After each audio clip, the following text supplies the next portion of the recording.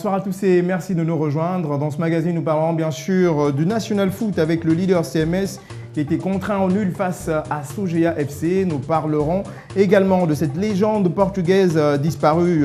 Il s'agit bien sûr d'Eusébio da Silva Ferreira qui est mort dans la nuit du samedi au dimanche à l'âge de 71 ans. Nous en parlerons dans ce programme.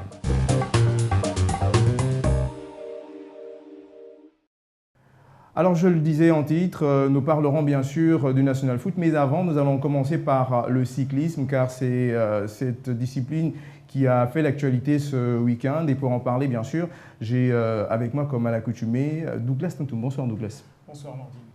Et bien sûr un invité et non des moindres, il s'agit bien sûr du secrétaire général de la Fédération gabonaise de cyclisme, Monsieur Christian Ovom Eyege. Voilà, pardon d'avoir écorché. Voilà. Désolé d'avoir écorché le nom, c'est souvent un peu difficile de prononcer certains noms. Alors, il s'agira bien sûr de parler du Grand Prix des Trois Provinces et bien sûr des 8 Gabonais sélectionnés pour représenter le Gabon à la Tropicale Amissa Bongo. Donc, si on parlait déjà, si on essaie de faire une rétro de ce Grand Prix des Trois Provinces. Bon, oui, merci déjà de me faire l'espace sur ce plateau pour parler du Grand Prix cycliste des Trois Provinces qui est dans sa deuxième phase. Alors, le Grand Prix des cyclistes des Trois Provinces, il a été initié dans l'objectif de promouvoir le cyclisme, de l'amener le cyclisme vers les populations qui sont souvent laissées pour compte. Donc, nous avons estimé que dans la mesure de nos possibilités, on pouvait essayer de couvrir un tiers du territoire national, d'où le nom de Trois Provinces. Donc, de manière rotative, nous parcourons 3 provinces dans l'ensemble du pays. Mais l'autre objectif aussi, il est d'ordre sportif, c'est de pouvoir aboutir à une sélection dans des conditions les plus objectives possibles. Parce que le Grand Prix des Trois Provinces, c'est une compétition à étapes et donc qui va servir de base pour sélectionner à une autre course à étapes d'envergure, la Tropicale Amissa Bongo. C'est enfin l'un des objectifs majeurs de cette compétition, le Grand Prix cycliste des Trois Provinces. D'accord. Voilà. Alors Douglas, pour nous, a fait le point. On regarde ce reportage et on revient juste après. 3 étapes ont suffi aux responsables de la Fédération gabonaise de cyclisme pour sortir les 6 coureurs et les 2 réservistes qui défendront les couleurs gabonaises lors de la 9e édition de la Tropicale Amissa Bongo. Le classement général au temps, qui est la base de notre sélection, donc l'objectif de cette compétition. Premier, donc, Ngandamba Geoffroy. Deuxième, Frédéric Obian. Troisième, Moukani Léris. 4e, Tchouta Cédric. 5e, Ekobena Ephraim. 6e, Nzouge Gaël. 7e, Saodogo Amidou. 8e, Nzaou Franzo. Le premier coup de pédale de la 9e édition de la Tropicale Amissa Bongo sera donné le 13 janvier prochain sur le parcours Bitam et Bolova au Cameroun sur 149 km.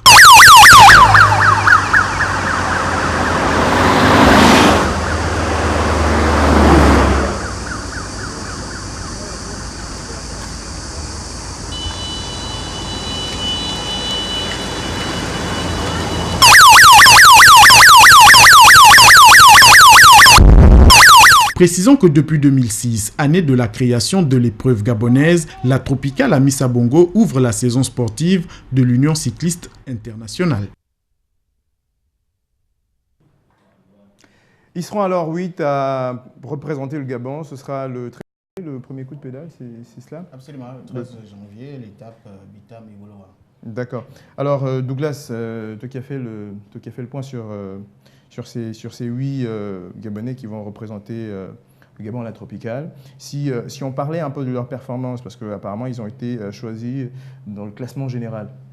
Voilà, il faut d'abord préciser, Marvin, que l'initiative justement d'organiser cette compétition est très louable, mais beaucoup de choses sont tout de même à déplorer. Et nous en parlerons. Mais maintenant, parlons justement de la performance des athlètes. Il faut, du moins ce qui ressort, c'est que la vitesse moyenne de ces athlètes est en dessous de la norme, de la moyenne, je vais dire, parce qu'ils courent à 34 km/h, ce qui est en réalité en dessous de la vitesse des professionnels qui font une vitesse moyenne de 40 km/h. Et ce qui vient à dire que les coureurs gabonais doivent encore travailler pour espérer en réalité tutoyer, on va dire, l'élite dans cette discipline. D'accord. SG, par rapport à ce que Douglas vient de dire, sur le plan purement technique, vous êtes au fait de tout cela. Si on peut avoir des éclaircies justement par rapport à cette contre-performance en fonction de ce qu'il vient de dire.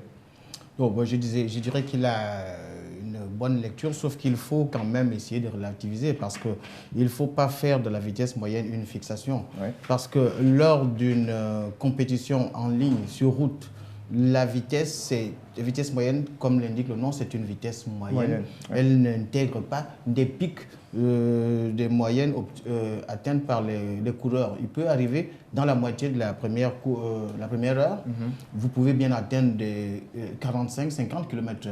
D'accord. Vers la fin, vous pouvez tomber à 30. Et vers le milieu, ainsi de suite, ça fluctue. C'est pour dire qu'en fait, la moyenne, vitesse moyenne, comme le nom l'indique, ce n'est pas une indication qui reflète le niveau général. La moyenne est plutôt le reflet des combinaisons tactiques à l'intérieur du peloton. C'est le peloton qui décide, en fonction des intérêts des différentes équipes, d'attaquer, de ne pas attaquer, de revenir sur les échappées, de temporiser. C'est tout ça qui fait la moyenne de course. Par contre, si vous voulez bien donner toute son importance à la moyenne, c'est lors des contre-la-montre par équipe et individuelle où la moyenne est fondamentale, capitale dans l'appréciation des niveaux des coureurs.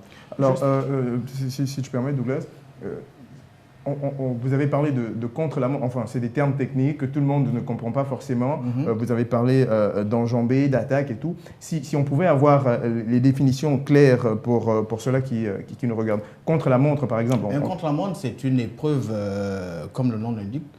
Le but, c'est de courir une distance le plus rapidement possible. D'accord. Contre la montre, c'est-à-dire qu'on court contre le temps. D'accord. Donc, il va sans dire que c'est celui qui va rouler à une moyenne la plus élevée qui gagnera. C'est pour ça que je dis que c'est lors des contre-la-montre où la moyenne a toute son importance. Voilà. D'accord, mais dans les... Oui, vas-y. Alors, je voulais justement revenir sur un fait. Le parcours Lambaréné-Mouila et vice-versa, c'est un parcours qui est connu de la tropicale. Et lorsqu'on compare justement les performances des coureurs gabonais lors des trois provinces et à la tropicale, c'est deux choses différentes.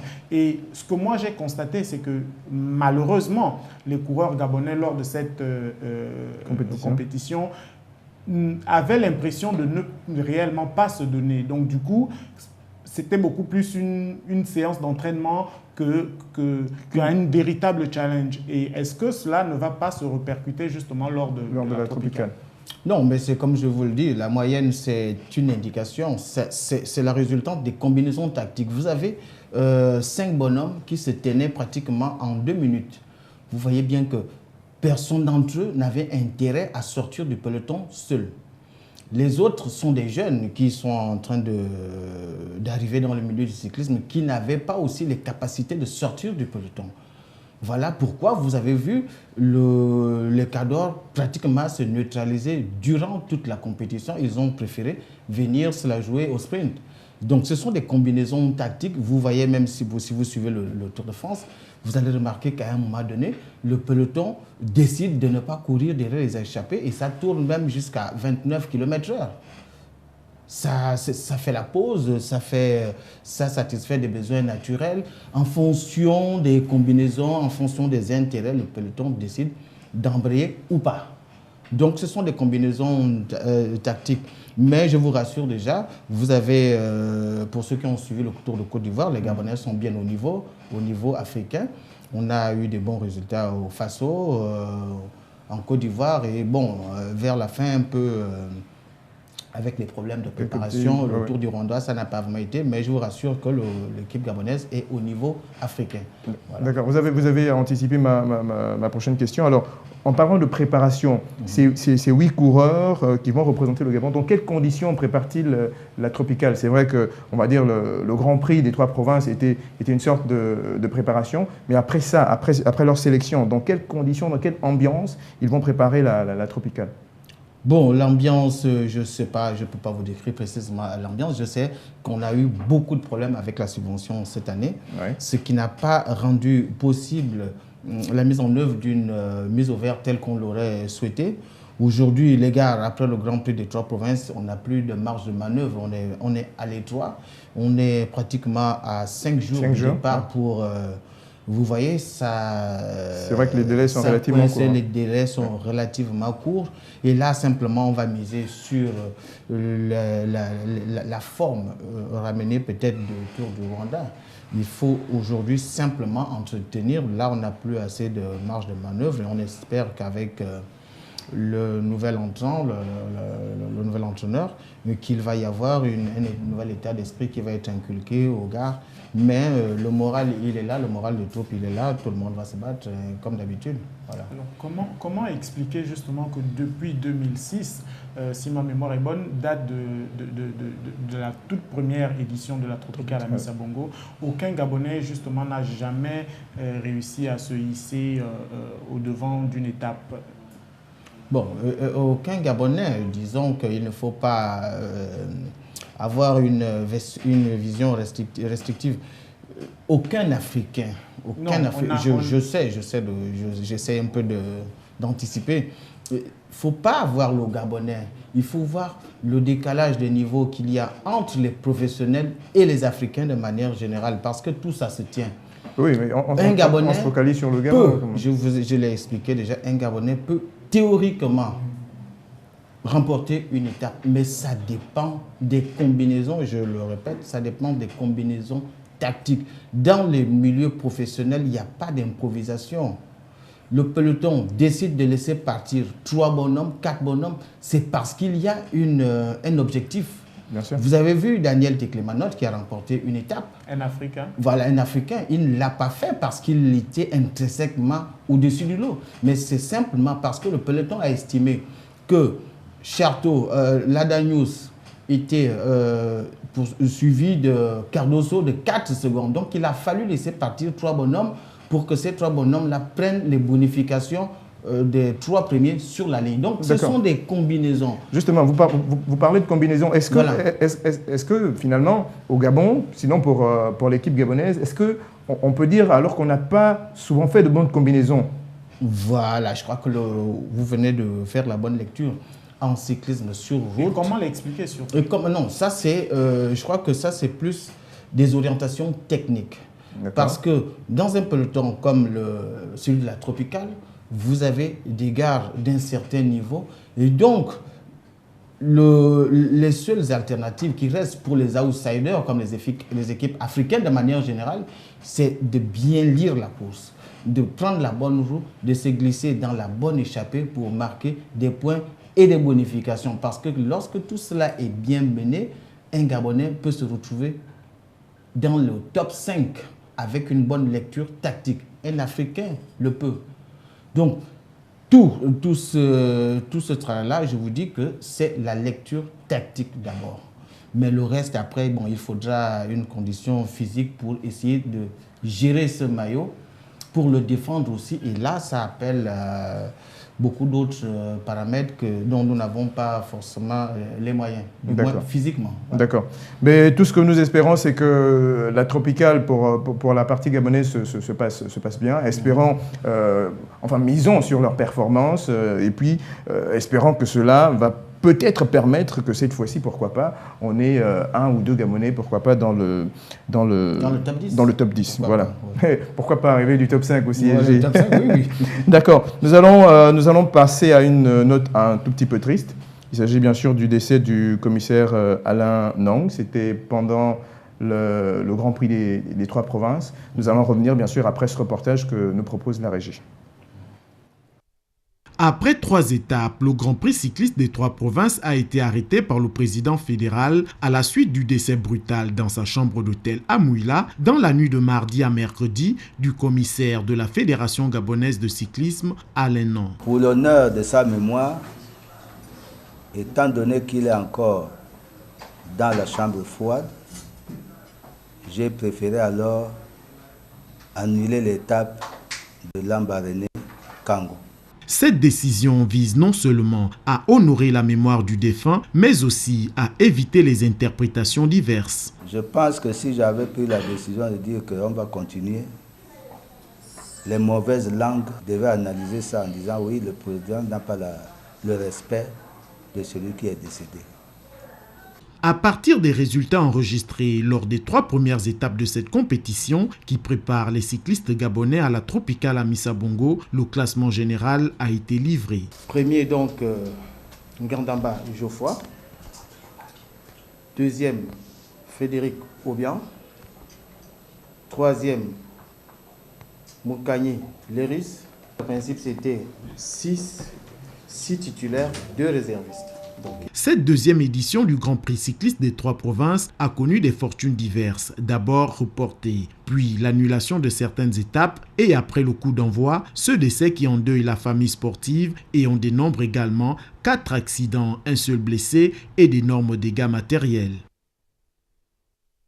Alors, une note triste de ce Grand Prix des 3 provinces. Alors, en quelques mots, si vous nous faisiez revivre ce qui s'est passé vraiment en quelques mots, parce qu'on sait que ça a été vraiment quelque chose d'assez douloureux pour toute l'équipe.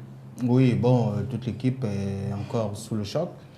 Monsieur Alain Nan, au terme de la 3e étape, au soir, à l'heure où tout le monde s'apprêtait à dormir, Monsieur Nan allait un peu chercher à manger en compagnie de son copilote, celui qui conduisait la voiture du commissaire 1 dans laquelle il officiait. Ouais. Et donc, je crois que c'est le dernier qu'il a vu de son vivant. Et le matin, le lendemain, on devait lancer l'étape de Lambaréné. Ouais. Et c'est autour de 8 h au petit déjeuner qu'on nous donne l'information que M. Alain Nan est très mal en point.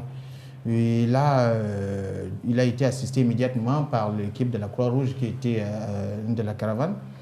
Et bon, lorsqu'on s'est senti un peu rassuré par la Croix-Rouge et le fait qu'il avait été admis dans une structure hospitalière de la place, notamment l'hôpital canadien, on s'est senti rassuré. On s'est dit que bon, on pouvait du moins lancer l'étape. Mais je crois qu'autour de 2 heures de course, on a vu l'ambulance nous dépasser à vive allure. On a compris que le pire pourrait peut-être arriver. Ouais. Et c'est au terme de l'étape, à l'arrivée à Lambaréné, où on nous annonce vraiment de bouche à oreille le décès de notre confrère, notre frère. Et je vous assure qu'aujourd'hui, ce vide, on le réalise encore difficilement. On réalise difficilement ce qui nous est arrivé parce que pratiquement en une trentaine d'années dans le cyclisme, on n'a jamais vu un tel événement. Ouais. Donc nous sommes profondément marqués. Et d'où l'annulation même de la dernière étape parce que je vous jure que c'était difficile. C'était difficile de repartir en tout cas. Ça se comprend vu les conditions et nous profitons de l'occasion bien sûr pour souhaiter toutes nos condoléances à la famille du défunt et bien sûr nous compatissons. Ça a vraiment été difficile. Mais bon, une chose est sûre, c'est que l'équipe certainement reprendra au fur et à mesure les choses en main. Voilà. Donc nous allons rapidement terminer avec le cyclisme en parlant du nouvel entraîneur. Et bien sûr, en quelques mots, nous donner les perspectives de ce nouvel entraîneur au niveau de la Fédération gabonaise de cyclisme. Bon, le nouvel entraîneur, il vous a été présenté officiellement. Oui, Stéphane Desmar. Stéphane Desmar, voilà. Ouais.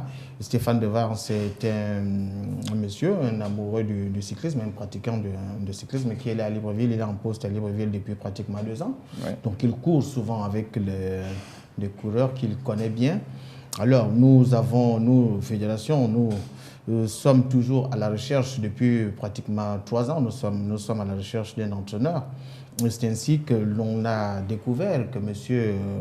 Ndemar avait le profil qui correspondait à ce qu'on recherchait. Et M. Ndemar est titulaire d'un diplôme d'entraîneur de 2e degré. Donc, il a déjà entraîné en France, il a une certaine expérience et une expertise en la matière. Aujourd'hui, nous l'avons responsabilisé pour essayer d'inculquer un nouvel état d'esprit, pour orienter, définir une nouvelle tactique. Aujourd'hui, je ne sais pas si vous vous rappelez, lors de la tropicale passée, un nouvel état d'esprit avait déjà été inculqué. Oui. Le mot d'ordre était de ne plus rester dans l'anonymat, il faut sortir, marquer des points, ainsi de suite. Donc c'est une mission de continuité qui a été assignée à M. Ndemar avec d'autres objectifs, bien entendu, que nous prendrons le temps de vous préciser dans la durée. Bien sûr, et nous reviendrons justement dans nos prochaines émissions, pourquoi pas, pour en discuter davantage. Voilà. Alors, merci à vous, monsieur Yégué, d'être passé. Merci. Ce sera toujours un plaisir pour nous de vous recevoir afin de continuer, bien sûr, à mieux expliquer le cyclisme gabonais et, bien sûr, nous éclairer sur certains détails que nous ne maîtrisons pas forcément. Nous allons bien sûr passer à une autre discipline, il s'agit du football et vous allez comprendre qu'il s'agit bien sûr du championnat national et nous allons également briefer avec quelques nouvelles qui nous viennent de l'international. Et pour la transition de ce programme, nous allons regarder cet élément et on se retrouve juste derrière. Un match comptant pour la 3e journée du championnat national de football disputé au stade Zayon de Libreville, le centre Miresport et Sogea FC ont partagé les points sur un nul blanc, 0 but partout. Un résultat qui déçoit le coach des sémistes. Nous sommes un peu déçus, nous ne sommes pas venus pour faire nul, nous sommes venus pour gagner le match, si vous regardez bien le jeu. Et donc voilà, comme on avait dit, on a eu les occasions, mais on n'a pas pu mettre dedans, donc voilà, c'est comme ça, c'est arrivé et puis on a fait le match nul.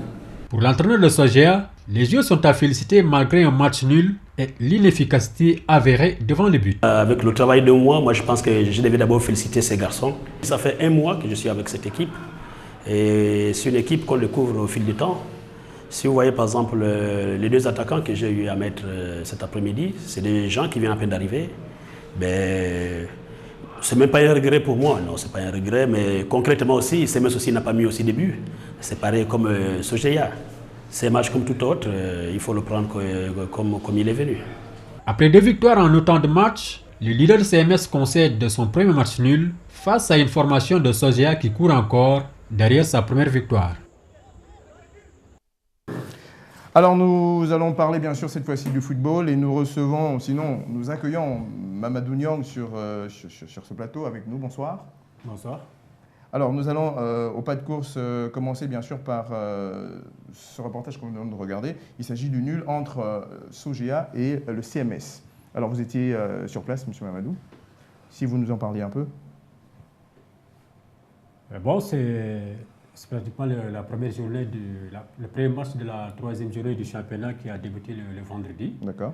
Avec le derby CMS-Sogea. Ouais. Avec une particularité comme quoi l'entraîneur de Sogea était l'ancien entraîneur de CMS. Du CMS, aïe, aïe. Bon, c'était un peu l'importance aussi, le sujet de cette confrontation et qui s'est terminée sur un match nul blanc, 0 but partout. Alors, 0 but partout, j'ai eu l'occasion de regarder le match.